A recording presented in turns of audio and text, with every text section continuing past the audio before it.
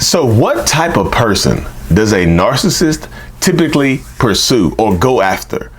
That's what we're talking about today, y'all.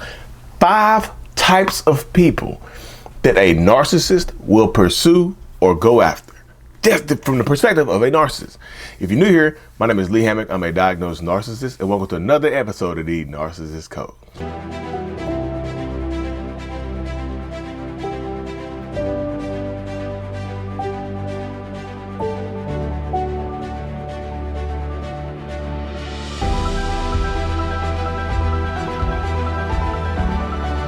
So blam.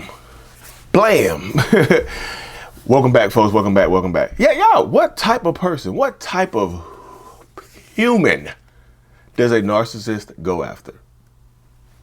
That's the question of the day. Well, Lee, I'm going to let you know right now. Narcissists go after weak people.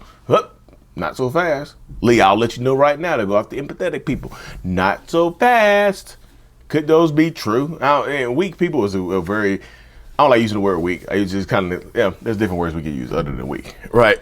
But today, I've compiled a list of 5 types of people that a narcissist will go after.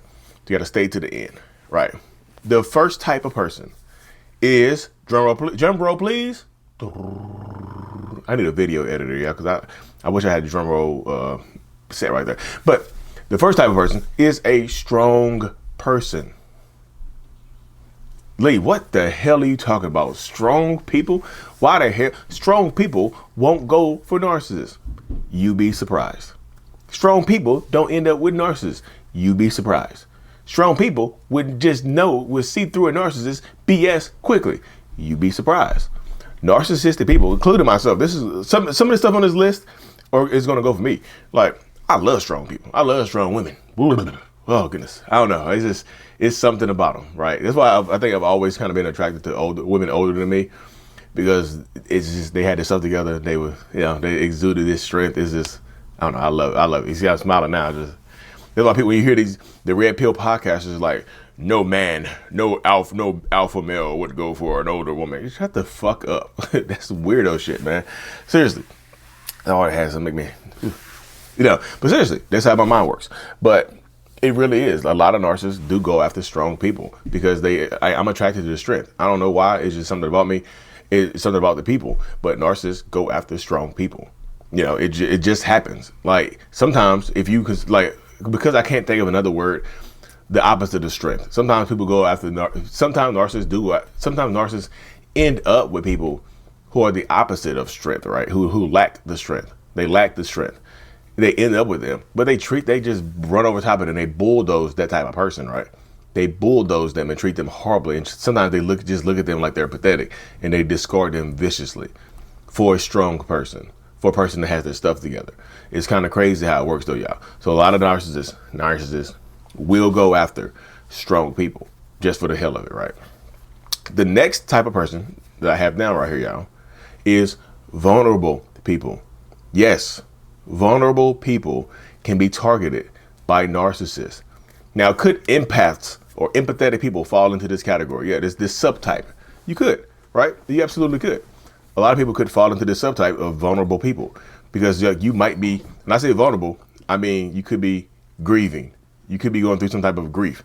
You could be coming out of a relationship. You could be sad. You could be unhappy. There's something going on. You didn't get a job promotion. You're going out like your cat passed away. Your dog ran off because, it's 4th of July and your dog ran off because they're shooting fireworks. The neighbors are shooting fireworks and your dog took off running and never came home. Like that type of stuff does happen. You see what I'm saying? So they do go after some people who are extremely vulnerable. Vulnerable people end up with narcissists all the time. And a lot of times during this period of vulnerability, this narcissist will be around you and they'll help you get through this time, this vulnerable time, right? This time of do you need somebody? They'll help you get through this time and it'll just make you feel weird. That'll make you feel weirder. I promise you it will. It's one of the things that happens where they'll help you get through the vulnerability, get through this vulnerable time, and then they'll treat you horribly. It's crazy how that works, y'all. The next type that I have written down right here. Before we go to number 3, y'all, if you haven't already, check out my new course, Finding Your Why, about how to heal from a narcissistic abuse abusive relationship. It's called Finding Your Why. It's available at mentalhealness.net. Mentalhealness.net. But yes, y'all. So the third type, thank you for sticking around, is religious people. Y'all, oh my goodness, boy.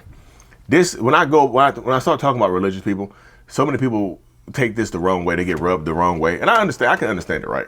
I get it. But religious people are targets for narcissists. Because religious, like, this is not, y'all, I'm a religious person. I'm more spiritual, but I'm a religious person. I'm a believer.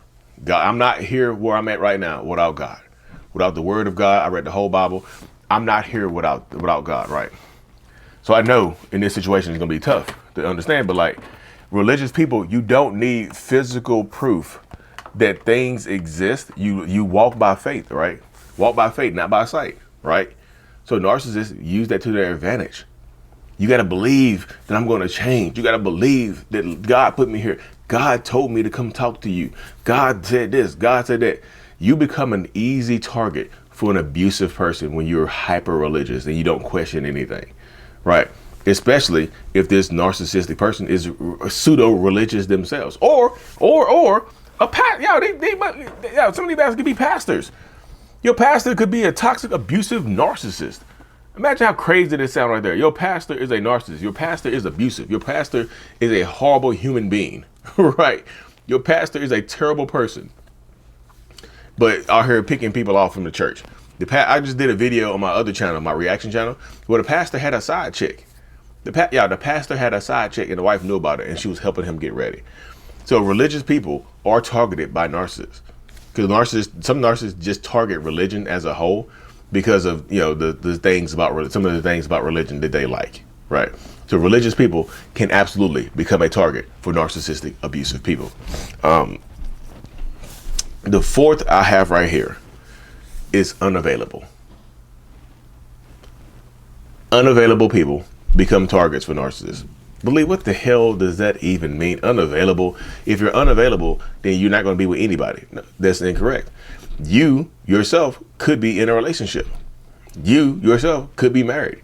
You yourself could be, you see what I'm saying? It's just like sometimes they go for people that are unavailable, like because they themselves are technically unavailable. You know, times I hear these stories about people that are married that narcissists target. Yeah, I've heard these stories before where narcissists only target married people because you have something to lose. Like if I'm married and you're married, you have something to lose. You're not going to tell my wife because that'll ruin your life as well. You're not going to tell your boyfriend because they'll ruin your relationship. You're not going to tell your girlfriend or whoever the situation may be. You see what I'm saying? You're not going to tell your husband. You're not going to tell your wife because they will blow your own shit up. So you're not going to say anything about me. So your availability can attract some narcissists. Your availability is important right here, y'all. So that's why I tell this to so many people.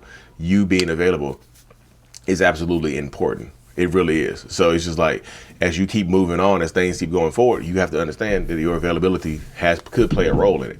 You could be unavailable and a narcissist comes and catches you while you're in a vulnerable state. You see what I'm saying? You could be grieving and the loss of a pet or something like that, or something happens to your family member, your mom, like you're married and the narcissist comes there and you're married to a narcissist. Yeah, it's so many moving pieces, but narcissists can absolutely, and a lot of times do, target unavailable people. I know everybody gonna have something to say about this. Like, well, Lee, if they're unavailable and they're cheating, they're horrible people too. Hey, we listen, we don't judge. I know people gonna say like, why y'all? If you're unavailable, you shouldn't be dealing with narcissists anyway. Hey, manipulation works differently, doesn't it, y'all? The last one I have written down, y'all. And if y'all have any, like I said, in the comment sections, drop one of these. If you fall into one of these 5 categories, drop it in the comment section. If you don't fall into one of these categories, drop why you think they picked you, why you think they chose you, like what type of person you are and why they went after you. The last one I got right here, y'all, is people close to them. A lot of narcissists go after / target people that are close to them. Not just physically close to them, like not just, proximity matters. Like you can be close to me in proximity wise, right? You can absolutely be close to me that way. But when I say narcissists target close people, this is their friends and people around them. Like, you know how many times when I'm doing my one-on-ones over Zoom and whatnot, Those are still, my one-on-ones are still available at mentalhealness.net as well. Half the time I've been doing my one-on-ones over Zoom, and people will just tell me, it's like, well, I started dating, we were friends for a long time, and then we started dating. We were friends. This is my cousin's best friend. This is my brother's best friend, my sister's best friend. Like, y'all have been around each other for a while, so they're close proximity, and they're close to you relationship wise, right? This person, you could already be around this person for a while, and y'all could be friends for a while. Y'all could be dating other people, married to other people, and then just somehow become single at the same time, or they can pursue you while you're unavailable. You can fall into two or more of these categories, y'all. You can be a strong person that's vulnerable because you're going through something, that's also unavailable, that's also religious, and that's close to this person. You say you can fall into all five, and they can get you, right? You'd be the perfect target. Damn, be 5 for 5. You can be 5 for 5, right? So it's just like sometimes your closeness to this person, this is your friend or the family member or somebody like that they could get you, right? Because when I say family member, I don't mean any type of like pencestual, right? I'm talking about like narcissist. The narcissist is your family member, and they target you because you're a family. Like, it's not always going to be an intimate relationship, right? It can be friends, family members. It can be cousins, brothers, sisters, aunts, co-workers. Like, you get targeted because you're close to them, right? You see what I'm saying? You're their child. This could be your parent. Your narcissist could be a parent. You're close to them because you're their child. You see, proximity does matter, but also the relationship dynamic as well, y'all. So I appreciate y'all tuning into this episode, y'all. I hope it brought you some clarity. Hope it brought you some peace. Hope it gave you some answers that you were looking for. Again, y'all, check out my site, my website, mentalhealness.net, for all things Lee Hammock. Hit the subscribe button if you haven't already. And as always, y'all, Mental Illness is out. Peace. What up, y'all? What up? Before you leave, make sure to hit that subscribe button if you haven't. It just helps us reach more people. Also, everything I have is available at mentalhealness.net. My coaching, my courses. I have a couple of courses that can help you understand and help you heal. And I also have a support group, all available at mentalhealness.net. Check my site out for everything, y'all, and I will see y'all later.